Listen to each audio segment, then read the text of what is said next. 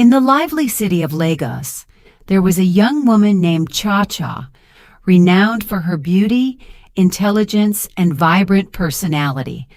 Her kindness won her the affection of everyone in her neighborhood. Cha-Cha aspired to build a successful career and become an independent woman, embodying both grace and ambition. She was not only respected for her character, but also seen as the ideal example of a future wife. Cha-Cha was admired by many men, but she remained steadfast and true to herself, never succumbing to their advances. One day she met a maker, a young, handsome, and wealthy man who seemed to have the perfect blend of looks, success, and personality that Cha-Cha found irresistible. She was captivated by his intelligence, wit, charisma, and his kind, generous nature. As they spent time together, their connection deepened as they shared their dreams and future plans. Cha-Cha confided in a maker about her passion for becoming a career woman, expressing her desire to work and earn her own money, despite the potential challenges.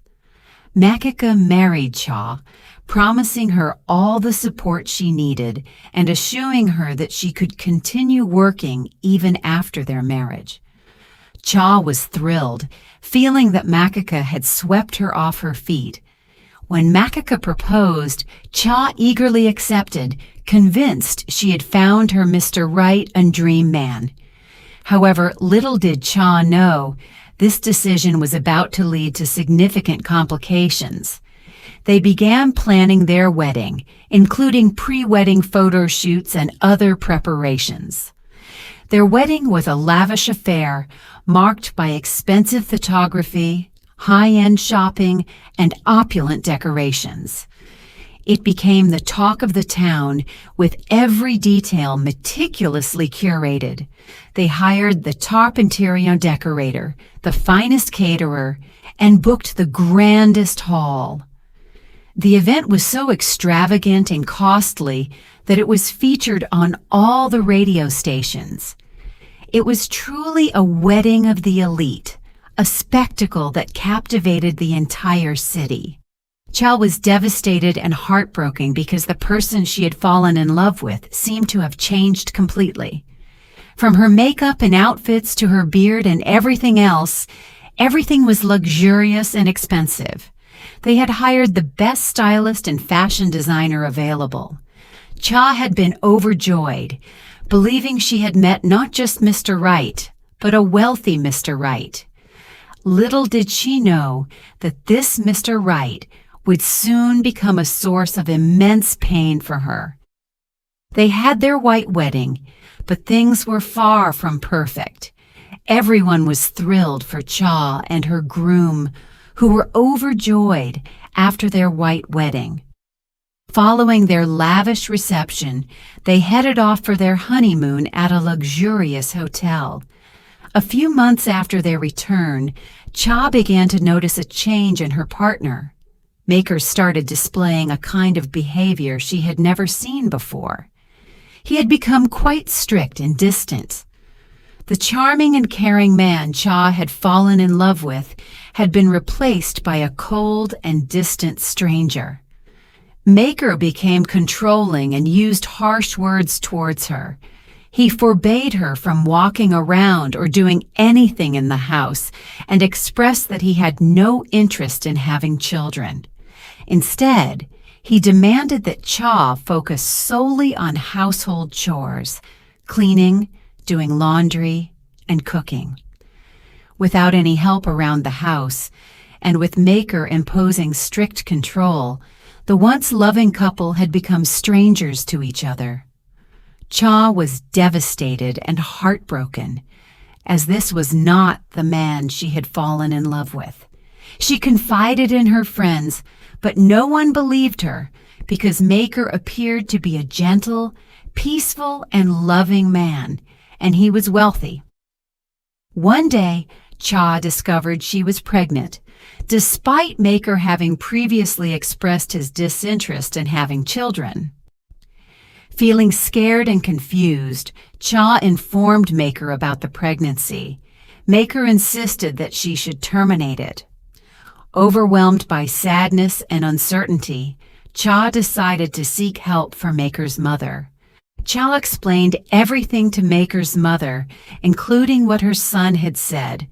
While Maker's mother was initially opposed to the idea, she ultimately told Cha that if that was what her son wanted, Cha should comply. Cha, however, refused, saying she could not go through with it.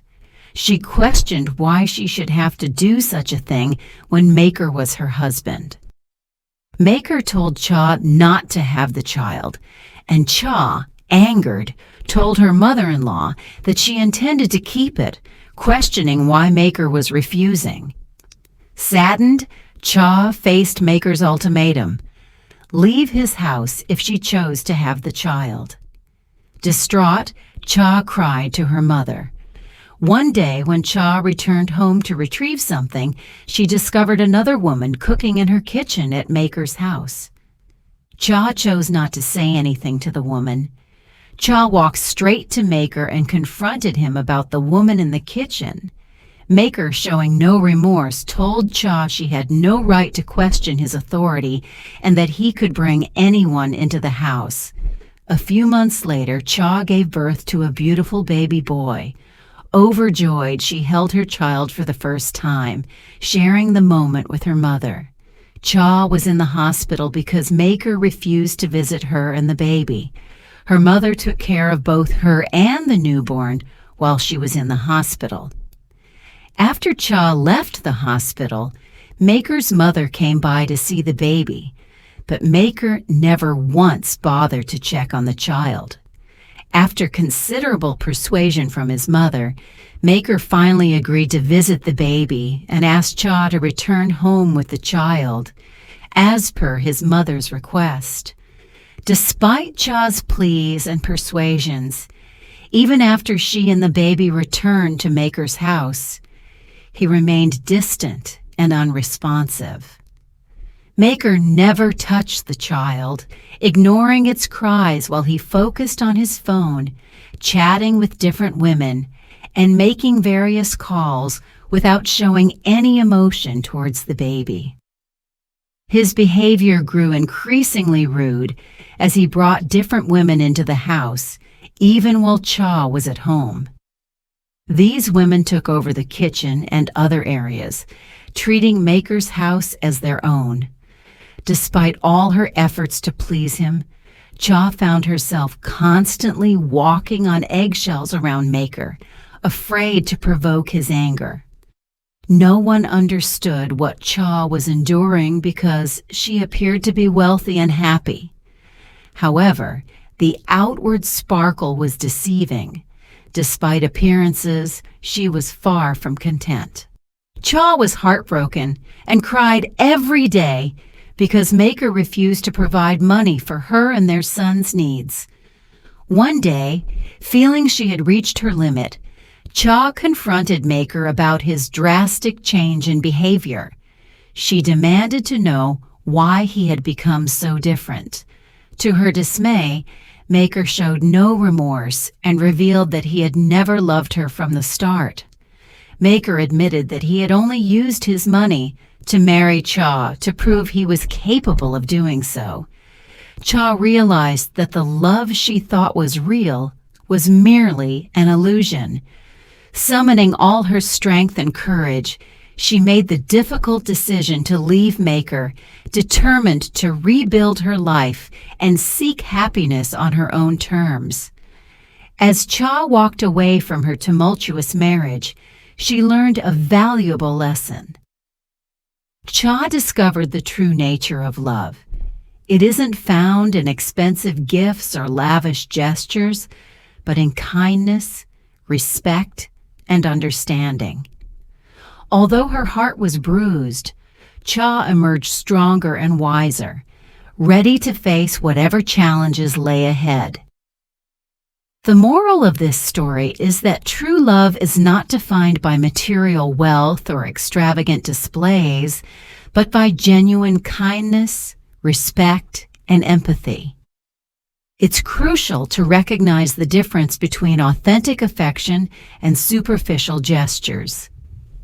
It's essential to distinguish between genuine affection and superficial gestures, and to prioritize emotional well-being over outward appearances. Cha has pieced her life back together and is now ready to pursue her dreams. Thank you for watching. I hope you found this story insightful.